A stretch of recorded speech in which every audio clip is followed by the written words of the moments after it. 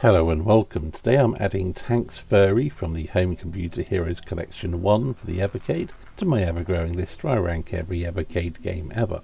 Tanks Furry was originally released in 2016 for the Amiga and was developed by Project R3D. And I guess that's a nod to Project CD Red or something, 3 turnaround.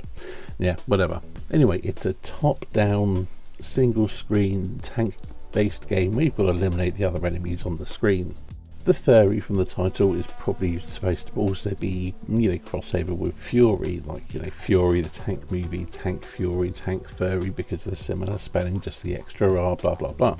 And the furry comes from the fact that it's furries controlling it. Someone called like Theon Gravel or something, a bit of a play on Game of the Thrones, and yeah, who cares? In gameplay terms, it makes zero difference. You look at tanks, you're not looking at the characters inside them, or they have a tiny little portrait in the corner, which is to say there's not much here to please, your furry audience, but again, who cares? Being an aftermarket game for the Amiga, this isn't what I played back in the day, and I first played it on the Evercade, so no nostalgia. There's not really a lot of story to speak of. I mean, there is something, but it's just, banal nonsense. So, moving on to the graphics. And they're fine. You can see it looks quite clean. The graphics are simplistic. They wouldn't be considered among the very best on the Amiga, not by a long shot. But it's also a style that you probably wouldn't have found on the Amiga back in the day, and they are well done. They're consistent looking, everything's clean, it looks nice enough. It just doesn't look impressive. Sound and music.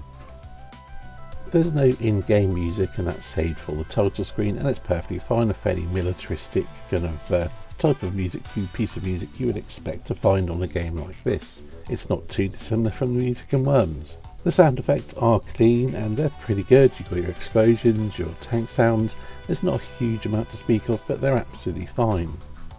Gameplay. The controls are simple. Up, down, left, right will navigate you around the screen, and fire will shoot. That's it.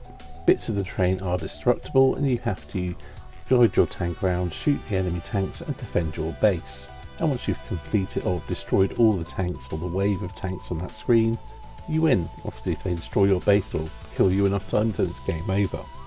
And you work your way through the various levels doing that over and over again. Layouts change, get more tricky with more enemies, and it gets more challenging, and there's some difficulty spikes as you go through.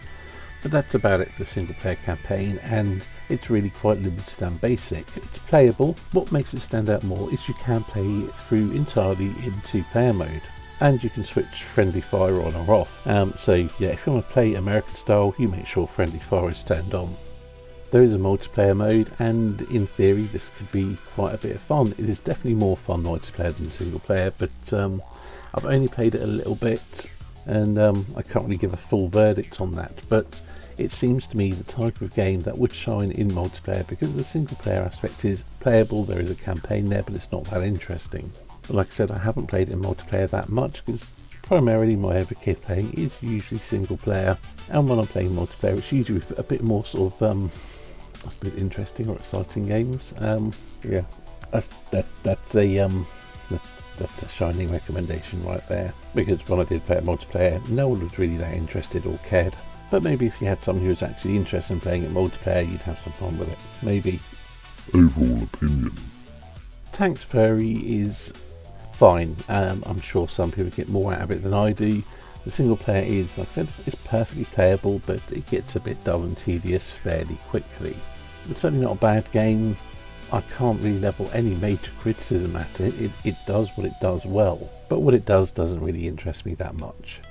Ranking. To place Tanks Furry on my ever-growing list where I rank every Evercade game ever, I've elected to put it above Full Contact, but below Nessie the Robot, placing it at 346 out of 463 games I've ranked so far. And I think that's everything for this video. Thank you for watching, and I'll see you in the next one.